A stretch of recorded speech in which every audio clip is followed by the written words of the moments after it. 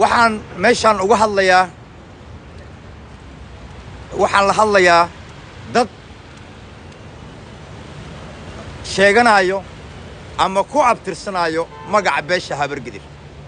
oo ku matalayo xildhibaano ama wasiiro ama askar ilaa iyo hadda maxaa loo waayey guddi ka kooban siyaasiyiin waxgarad dhaqan iyo ganacsato u dhalata beesha habargidir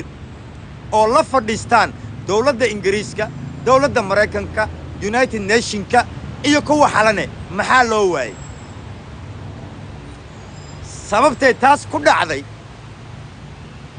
ma la socotaa maantay Soomaaliya in looga baahan yahay kaliya ninka reerkiisa gadi karo ninka reerkiisa baabi'in karo ninka reerkiisa layn karo ninka dulliga ah ee loo isticmaali karo reerkiisa kaliya in Soomaaliya looga baahan yahay inaan Soomaaliya looga baahneen qof xisaabtamo inaan Soomaaliya looga baahneen qof oo waxgarad ah Soomaaliya inaan looga baahneen nin dalkiisa u halgamaayo adduunka annagu noo baahan yahay annaga cidaan u baahannahay ma leh intaas yaa waaye qofkii fahansiin lahaa dowladeenna adduunka oo dhan annagu noo baahan yahay laakiin annaga ilaahay cidaan ahayn uma baahnin aaway qofkii fahansiin lahaa waxaa la yidhi si Soomaali loo qabsado dadka ugu adag yaa waaye habargidir waxaa saxiixay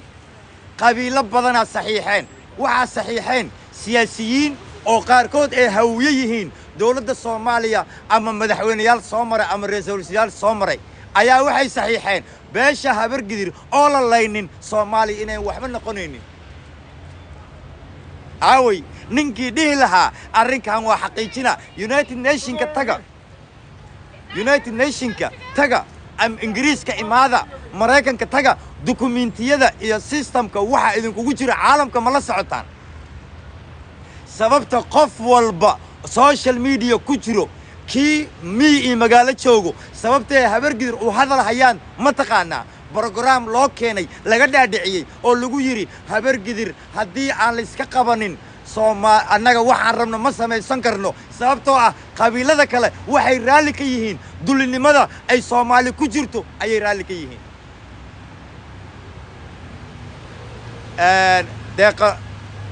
deeqo abaayo aniga hay aaminina ku dhaxay aniga xoga idin siina information idin siina aniga hay aaminin aniga hay ugu kalsoonaan hay aaminin waxaan ku dhahay mas'uuladaada siyaasiyiintaada hab United Nationska ha weydiiyaan ha ku dhahaan maxay ku dhacday in beesha habargidir ay target noqoto beesha habargidir target inay noqoto maxay ku dhacday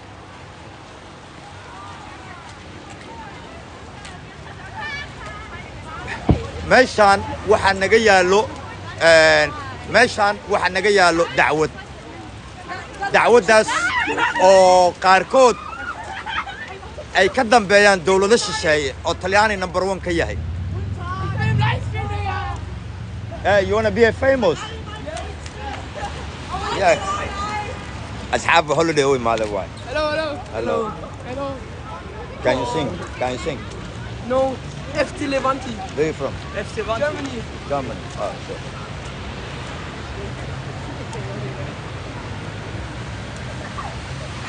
cawaantu dhashay ee social media lacagta ku soo qaatay ee habargidirta sheeganayay oo qabiilada Soomaali cayn jiray oo habargidirta dhexdooda iscayn jireen aaway kuwii lahaa laandheeraan ahay laandheerihiiyo waxaan ku weydiiyey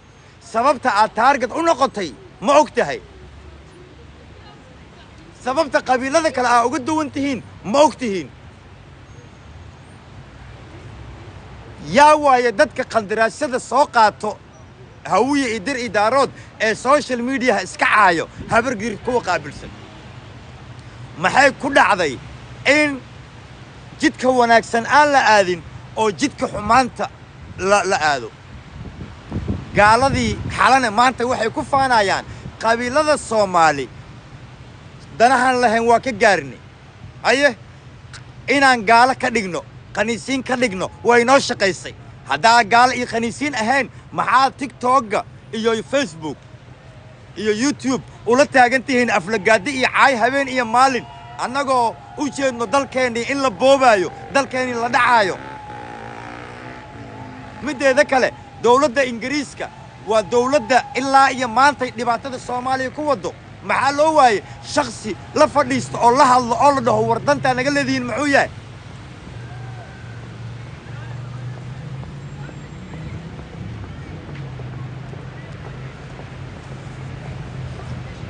waxaa jiro mas-uuliyiin ka soo jeedo beelaha Soomaali waxay saxiixeen warqad ingiriiska maraykan italyaaniga ay wateen oo lahaa beesha habargidir ha laga hortago sababtoo ah maadaama maxamed saad barre uu dhintay maxamed saad barre meesha ka baxay ciidiidaa joogay ciidiidaa lid ku noqday ciidiid kase isku dhaafinaa la dhaheen $1.5 billion ayaa ciidiid lagu dhiibay dalkiisii rag habargidir ah ayaa lacagta loo qaybiyey qabiil aan lacagtaas wax ka qaadan ma lahan magaaladan ingiriiska New York magaalada ingiriiska Newcastle magaalo la dhaho ayaa lacagta lagu qaybiyey 1995 qabiilo badan ee Soomaali ah ayaa lacagtaas wax ka qaatay nimankii ciidiid dilay 7 nin sabshuutarra ahaa London ay ka tageen 5 ninna Maraykan ay ka imaadeen waxaa hogaaminayay 7 London nin habargidir oo sacada 7 Maraykanka 5 Maraykankana nin habargidir oo sacada nimanka sabshuutarrada darbiyada fuulo wixii ka dambeeyay ilaa iyo maantay maxay ku dhacday siyaasi u dhashay beelaha habargidir in uu United Nationska Maraykan Ingiriis inuu la fadhiisan u dhihin war annaga maxaa madaxweynenimada loogu diidan yahay sababta habargidir madaxweynenimo loogu diidan yahay sababta cunaqabateen u saaran tahay sababta galmudug iyo ilaa Hirshabeelle ay cunaqabateen u saaran tahay inta mis weydiiseen idaacadaha iyo taqaatiirta iyo macaawinooyinka dowladaha shisheeye waxa laga mamnuucay hobyo ilaa iyo warshiiq inaan la aadin ilaa hadda qof ku sheego ma jiro maxay ku dhacday aniga habargidiraan ahay laandheeraan ahay habargidiraan difaaca qabiilkan difaaca nacallaa hooyada iyo wixii ku dhul ku yaal yaa difaacda lacag waxa ku soo qaadataa inaad qabiilada isku dirtaan reeraha isku dirtaan lacag ku soo qaadataan habargidir haddaad difaacdid maantay ayay habargidir ku baahan yihiin xaqiiqda iyo runta marta inaad ogaatid habargidir sababta madaxweyne u noqon laadahay sababta oo askar ah u tihiin sababta oo qabiil walba reer walba meel walba lagaaga dhigan yahay soo marta inaad ogaatid waa kana ingiriiska imow xalana tag United Nationska tag Maraykanka tag warqadaha ku qoran habargidir oo la baabi'in habargidir oo la laynin Soomaali ma hagaagayso yaa way dadka saxiixay yaa way imise qabiila saxiixday war loo ma hayo waxba laga ma ogo aniga reerkan difaaca qabiilkan difaaca ana habargidir aan nahay kana nahay laandheeraan nahay intaan nahay kii nacas ku dhalay ee xildhibaanada kugu matalayay kuwii wasiiradii askarta kugu matalayeen calooshooda u shaqaystaan hoteelada dhistaan business leeyihiin ganacsi leeyihiin qadiyad habargidir siyaasad Soomaali dhaqan wax ka gala ma lahan dadkii wax fahmi lahaa dadka la xisaabtami lahaa waxa la yiri bal maadaama Soomaali aynan heshiinin maadaama Ethiopia iyo Kenya loogu dhisay dowladii Cabdullaahi Yuusuf Ethiopia iyo Kenya loogu dhisay ninkii imaanaha ka soo mid noqdo kaale heshiiyo dowlad dhista qabiil ma heshiiyay dhaqan ma heshiiyay nabadoon ma la isku keenay deegaamadii ma la isku furay Maraykan Ethiopia iyo Kenya oo cadawgeyga oo badeydii rabto oo dekadahayga qaadanayso oo maantay Ethiopia Kenya ay bad qaadatay Ethiopia u socoto ayaa dowlad lagu soo dhisay waa la ii keenay la shaqeeya yaa heshiiyay ما Soomaaliya heshiisay xagee lagu heshiiyay maxay ku dhacday marka aniga inaan ka duwanahay qabiilada kale maxay ku dhacday habargidir kaliya taargad inay u noqoto maxay ku dhacday in anaga kaliya cuna qabateena saarnaato United Nationska New York muxuu ahaa London xalane afartaas meel intaad aadaan waxaad dhahdaan maxay ku dhacday habargidir in cuna qabateen la saaro ma ogidin haye laandheere habargidir laandheere awl maba ogidba waxa kugu socdo ma ogid haye qabiilada kale reeraha kale ilmahooda qandaraasyo mashruucyo dhismo safiiro waxbarasho ayaa loo diraa cunuga habargidirna dagaalku galaa askari taliya generaal wuu ku faraxsan yahay inuu ku dhinto difaaca dawladnimo inuu u dhinto laakiin dawladda laga ilaaliyo wasiir arrimo gudo wasiir amni xaguu ka shaqeeyaa Maka al-Mukarrama Bakaaro ee laboorkii dekada way ku faraxsan yihiin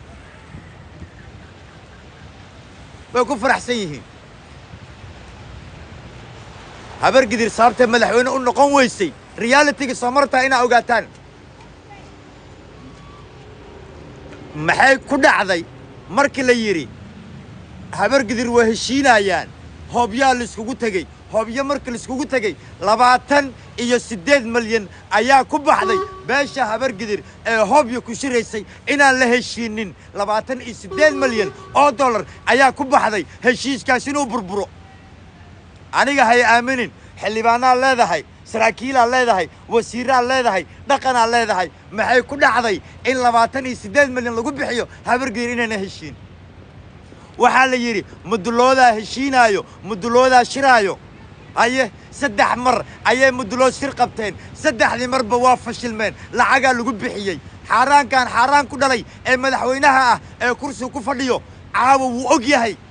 lacagta dadka bixiyay ayuu og yahay dadkii ka dambeeyay burburka shirka mudulood ayuu og yahay waa kaas caawa haydin sheego Xasan Sheekh Maxamuud haydin sheego sababta shirka mudulood loo burburiyay Soomaali inay isku imaado lama ogolo waxaan yaa ka dambeeyo marka waxaan yaa ka dambeeyo Soomaali inay heshiiso isku imaado lama ogolo Freemason kuwa Freemasonka walaal Freemason maahan Freemason waxay ka dhigeen qaniisiin waxay ka dhigeen gaalo qabiiladan iyo isku dirka qabiilada iyo dhaqan xumada iyo niikada iyo waagii hore qofkii sawir galay saano u gali jiray laakiin hadda saano u galaya sawirka hadda saan waaye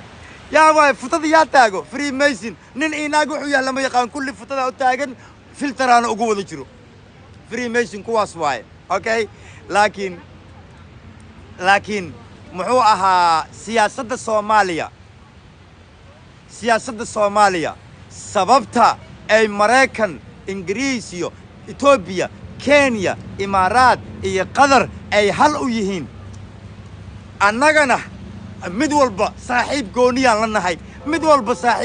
la nahay yaa way dadka lagu ciyaarayo haddaba Soomaali haddaan badbaadin waaye hello how you doing TikTok live yeah Soomaali haddaan badbaadin waaye ama hawiye badbaadin waaye islaamnimo idinku badbaadin waaye habargidir caawo waxaa idinka rabaa systemka caalamka Ingiriiska Mareykanka muxuu ahaa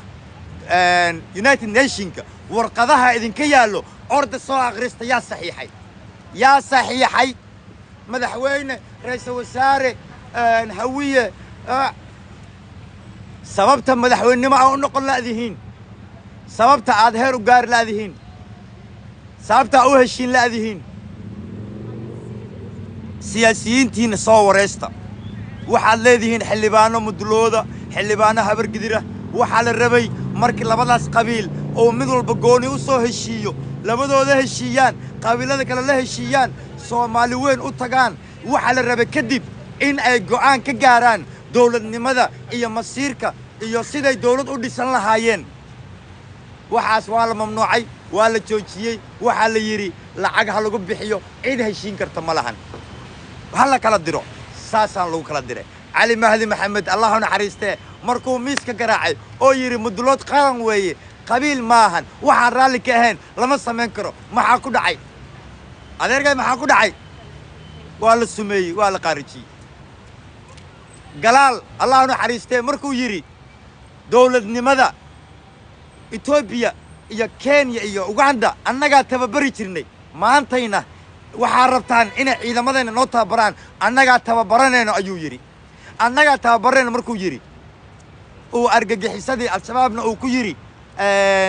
al-shabaab cadawgiina Soomaali maahan ee sii jeesta gadaal aada maalmo kadib waa la dilay haye qolkiisa qolka ku dhagan 40 cisho ninka isaga dabagalka ku hayay 40 maalin wuxuu deganaa qolka galaal qolka ku dhagan cid walba oo la kulanto cid walba u tago cid walba u imaado kulli dabagal ayuu ku hayay aye wiilku adeer ku yahay taliyaha nabad sugidda taliyaha nisa caawo hotel afriik dadkii qaraxyada iyo dagaalka meesha ka geystay dadkii dilka fududeeyay caawo baaritaan ku sameyn karaa kaamirada ma fiirin karaa maalin walba sumcad dil aflagaado caay habargiira saan sameysay habargiira kan yeeshay habargiira waxaan waa wax loogu talagalay in waxay gaalada iyo shisheeyahay ka dambeeyaan waxay ka dambeeyaan waay in la dhaho reerkan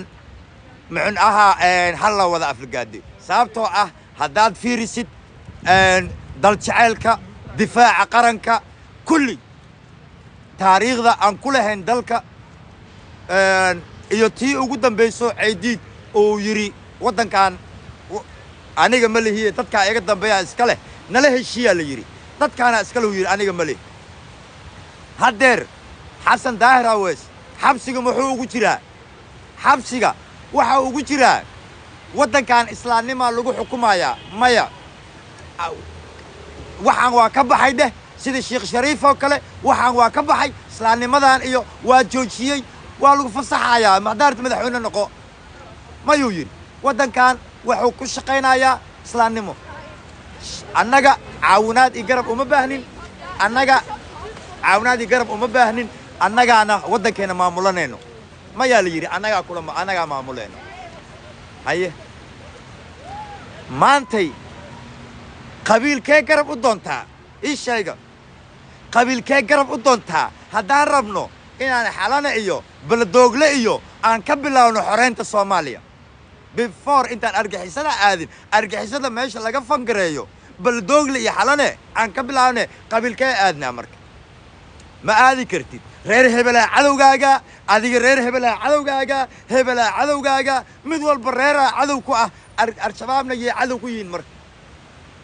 al-shabaabna yee cadow ku yihiin haddii qabiil walba uu reer walba cadow ku yihiin hadeer Soomahan TikTok dhexdeeda tusaale kuwa lacagta ku soo qaatay isku dirka qabiilada habeen walba isaaq dhexdiisa iscaayo ma jeerteenka dhexdooda iscaayaan ogaadeenka dhexdooda iscaayaan habargiirta dhexdooda iscaayaan mariixaankii laba qayb waay muxuu ahaa abgaalkii dhexdooda iscaynaayo xawaalihii dhexdooda iscaynaayo waxaan mashruuc waay dadna waa qabaaran moog dhiigga qabiila difaaca reera difaaca ayaa laga dhaadhiciyay laakiin liidarada kuwa bilaabay sheekada qandaraas waxay ku soo qaateen in qabiilada iyo reeraha la isku diro adiga isku mashquushaan see ku ogaadeen shidaalka Soomaaliya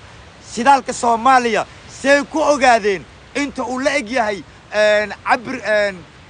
qiimaynta lagu sameeyay baaritaanka lagu sameeyay wadanka dagaala ka socdee 2012kii see loo baaray shidaalka dagaalaaba socdee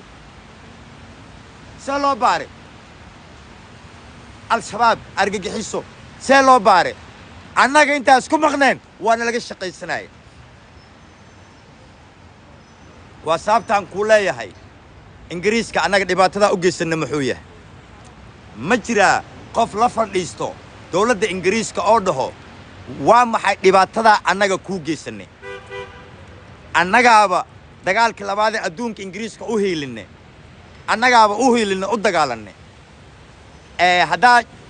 jamaicaanka iyo nigeriaanka iyo qabiiladaas kale haddaa weydiisidoo ku dhahdid soomaalida iyo jamaicaanka ka waran jamaicaanka waa lagu shaqaysan jiray laakiin soomaalida askar difaac ingiriiska difaaca u dagaalamayaan ayay u imaadeen haba u badnaadaan somaliland ha u badnaadaan waxaa u dagaalanay sacuudiga u dagaalanay oo soomaaliyaan ka tagnay sacuudigan difaacaynay taariikhahaasaan leenahay waxaa la rabaa taariikhdaada historygaaga dhaqankaaga diintaada in la baabi'iyo jiritaankaaga magaca soomaali la baabi'iyo dadkii maanta kuu istaagi lahaa kuu kici lahaa ee waxgarad ka ahaa hadday habargidir yihiin habargidirna maanta sagxaddee taallaa siyaasi doqon dhalay aan aqoonin qadiyadda iyo qiimaha iyo wixii la soo maray historyga la soo maray aan aqoon ayaa maanta habargidir intuu sheegto xildhibaan iyo wasiir iyo askari ii yahay saasoo tahayna ma sheegi karo sababtii shirkii hobyo ee beesha habargidir loogu bixiyey 28 milyan inay burburto sababta UN-ka United Nationska European UK loo keenay warqad la leeyahay habargidir oon la baabi'in Soomaaliya xal ma yeelanayso lagama gaaraayo guriga ra'iisul wasaaruhu yaalla guriga ra'iisul wasaaraha waxaa yaallo habargidir oon la baabi'in Soomaaliya xal lagama keeni karo askartii waa annaga difaacii qaranka waa annaga qaraxa annaga isku dhigeenno baarlamaanka Soomaaliya ninka qaraxa isku dhigay wuxuu ahaa nin habargidir qoor nimankii qaraxa isku dhigay habargidir ahaayeen qaraxii xasan sheekh maxamuud dhuusamareeb qaraxii ninka isku dhigay nin habargidir uu ahaa annaga qarax isku dhigeenno hawiya u dhimanaynaa daarood markuu madaxweyne noqdaa u dhimanaynaa annagiyaa dulli ah wax annagaa tuuga ah annagaa xaaraam ah haye waddankiina u dhimanaynaa ganacsigii oo gobollada Soomaaliya idil ganacsi iyo horumaraan ka wadnaa haye ma jirto baabuurka iska ilaali bureeqo Nelson Mandela la taaganahay okay Nelson Mandela ayaa la taaganahay Nelson Mandela 27 sano ku jira taaladiisa meesha taal baarlamaanka Ingiriiska ka soo horjeeda annagana Ingiriisow intee ka shumiya Mareykaanow intee ka shumiya Ethiopia intee ka shumiya Imaaraad walaalaha Qatar walaalaha Ethiopia walaalaha Kenya waxay ku xiran yihiin dhammaantood Israa'iil ay ku xiran yihiin dhammaantood dawladda Israa'iil ay ku xiran yihiin waa hal wadan haye ninka maantay aa ka raadinaysid inuu Ethiopia ka celiyo Ethiopiana asaawato ilaahay waxaad faasiyo ilaahay waxaad garadsiyo laakiin waxaan leeyahay dhalinyarada beesha habargidir walaalayaal magacaaga in lagu dheelo ayay TikTok u dhex joogaan kuwa magaca habargidir sheeganayo kuwa isceenayo Turkiga waxa keenay qandaraaska siiyay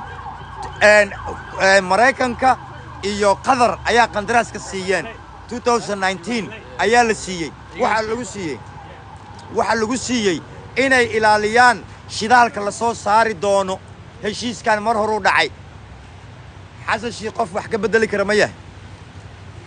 xasan sheekh waxa laga rabaa shir mudlood inuu qabto balantii cali mahdi inuu fuliyo sababtii mudlood shirkoodii loo fashiliyay asoo madaxweynaha programka magaciisa waxaa la dhahaa DDR annaga kaligeena hadda kuma jirno waxa ku jiro majeerteen ogaadeen isaaq iyo abgaal programka magaciisa DDR lahaa markii hore annaga farta nagu soo wada fiiqeen laakiin hadda beerta waa la wada galay programka DDR la dhahaa qofkii rabo sirta ka dambeeso sababta target u noqonay sababta la rabo in loo baabi'iyo qabiiladan waxaad ka ogaanaysaa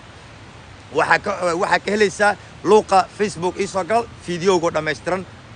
asagoo af Ingiriis ku hadlaayo Soomaali loo bedelayo aan ku soo diraya landheeraan ahay landheere nimankan hadda booliska waxay waardiyeynayaan ammaanka baarlamaankay waardiyeynayaan dhinaca kalena waxaa wareegayo booliska waardiyeynayo guriga ra'iisul wasaaraha marka waa xaruntii dawladda waaye waxa ku adiga muhiim maahan askariga soo marmarayo in muhiim maahan askariga kaamiradaha meesha ku jiro ay caadi kala socdaan kaamirada meel walba ku jiro kaamiradaas laga socdaa tilaabada qaadaysid waa islaama walaalaha sharafta leh ha aniga laandheeraan ahay laandheero baahan intee lagu arkay laandheero tuugsanaya intee lagu arkay qabiilaan difaaca qabiil laandheeraan ahay ku soo rida gasaca koombada ku soo rida laandheerihiyow dadkaaga way dulman yihiin dadkaaga way dhibaataysan yihiin wallaahi billaahi tallaahi waxaa la rabaa magaca abgaal habargidir ogaadeen majeerteen isaaq in la baabi'iyo ee la tirtiro ee la baabi'iyo programkan DDR la dhahaa aamin ama iska dhaaf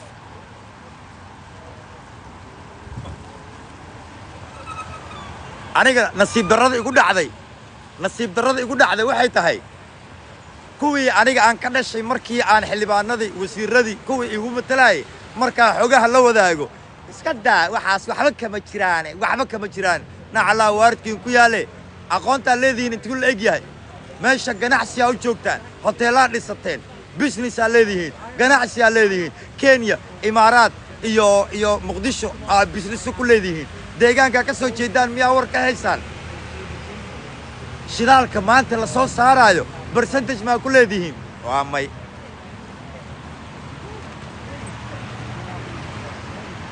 shirkii hobyo 28 milyan ayaa ku baxday in la burburiyo kama hadli karaan ilaa xalana la xoreeyo Soomaali ma xoroobayso ilaa xalana la xoreeyo Soomaali ma xoroobayso salaamu calaykum